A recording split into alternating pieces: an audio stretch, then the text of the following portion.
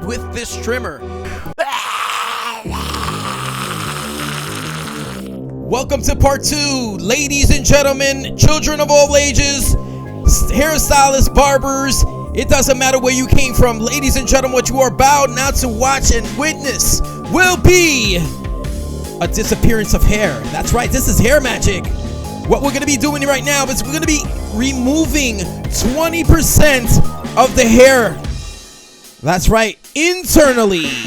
Watch very carefully as I take section by section. This needs to be done in a very, very organized manner. All right, section by section, take your time. Removing 20% of the internal density of the hair. That's right, what you're watching me, or the tool that you're watching me use right now, is a 7-inch, 27-tooth Babyliss Pro shear. That's right, this is a cutting shear, ladies and gentlemen, with many, many teeth. And there I go, continuing the process in a very organized manner. What you want to make sure you don't do is grab a section or a previous section. If you do that, you're going to create inconsistency, and that's what we don't want to do. You over texturize too much in one spot, and the client will start to look like they have bald spots. Moving along to the parietal ridge area. That's right, I want you guys to understand that every time I close this shear, okay, it eliminates 20% of the hair density. It's very important that you explain this to your clients, because this right here almost feels like if you're cutting all the hair out, and this can create anxiety between you and your client. Lastly, please leave the section right by the recession area alone. Very important that you don't over lighten that recession area. What you're watching right now is me cleaning or creating a clean sectioning part and moving on. Once again, welcome to the Houdini Hair Show.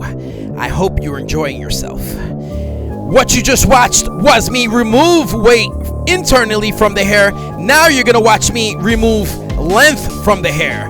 That's right, starting at the apex of the head. That's right, that's the highest point of the head, and working my way. So I started from back, now working my way towards the front. This client specifically only wants the ends cut off. Remember, you have to give the client what he wants and do it in the best way, shape, and form. That's right, what you watched was a body position shift. What I'm doing right now is cross-checking my work. Grabbing each section, making sure that I didn't miss any steps and that the balance is perfectly executed.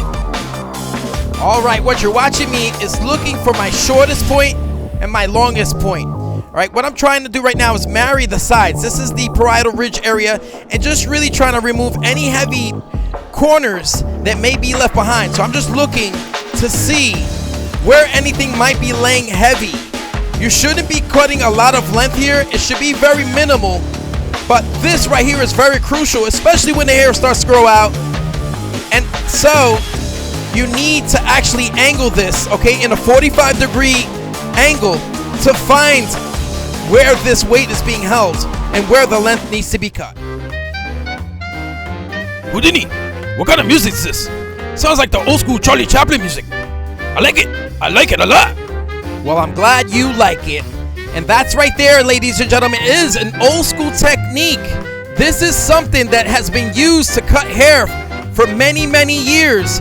In fact, the first inventor of the shear was a guy named Louis Austin. That's right, he invented this shear to allow people to cut hair. That's right, 1869, I think it was. Let's just double check on that. 1893, get it straight, Houdini. Yes, but what you're watching is me remove any type of bulky area, anything that may be holding some weight. Using this texturizing shear is just the ultimate source for eliminating any type of weight. This one specifically is a 30% shear with 13 teeth, 7 inches, and made from cobalt steel. Right there, guys, what you're watching is me just, when you're doing this technique, it's very important that you just zero in on the ends of the hair.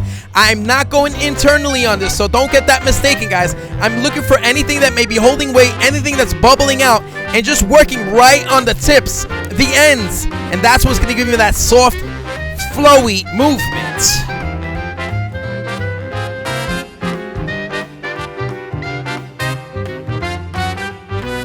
Houdini, whatever you do, don't make my bangs too short. I don't like it when my bangs are too short. And be careful, don't cut my eyebrow. Have no fear, Houdini's here. That's right, what you're watching right now is me use a feather razor. This is a razor with a guard. Alright, being very mindful, being very careful not to cut into the eyebrow. What I'm doing is I'm softly eliminating weight and creating shape. Alright, almost coming down to the mile. That's right, we are finishing hair magic. I've given you a lot of tips and techniques here, guys, alright? This is stuff you can add to your arsenal that is very practical. What you're watching right now is just a slide cut. I'm just sliding through the hair with the razor just to give me the softness at the ends. This technique that you're watching is called channeling. That's right, I'm creating individual gaps in between the hair to create more movement, more softness. Alright, check this out. This is another thing you can use. This is another technique, guys, that you can create some great hair magic utilizing your feather razor and softly comb through the hair. This is great for lightening any area or softening any area that you really still feel that needs a little more softness. Alright? As you'll see, you'll notice little small hairs falling, but the level of pressure is very light, very feathery. Want to learn one more trick? That's right, I'll give it to you. This is a great trick, guys, for if you're having those really resistant cowlick areas that won't sit down. Here it is right there.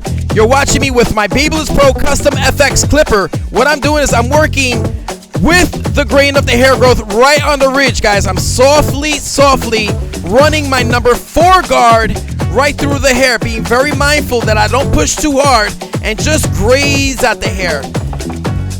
Houdini, it looks good. I feel so much better. I felt a little crappy coming in. Now it's like magic. I feel so much better. That's right, ladies and gentlemen, we sell feelings. Yes, not only do we cut hair, we sell feelings. And when you can give somebody a great service, make them feel better, it's a very rewarding experience. That's right. And in turn, your clients that do appreciate you will reward you financially. So always do the best work that you can, guys. Always give it 100%. Nothing's perfect. Remember that. Be consistent. Keep learning. Use proper sanitary measures and keep everyone safe. Invest, guys. Very important to invest in the best Babyliss Pro cutting tools. Invest into your shears. Keep learning new techniques. And who knows, one day you might just become a hair magician. Guys, thanks so much for checking out this video. Yes, it was hard work. I've given you techniques that it's taken me years to learn, and I'm hoping that you could try these behind the chair and it'll help you in really becoming more successful and really making things a lot easier behind the chair.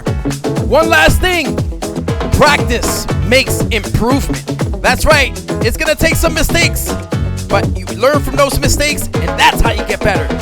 I know you can do it. I love you all. If you loved the video, show me some love. Thank you so much for checking out this video. I'll see you guys next week for the next one. Houdini style.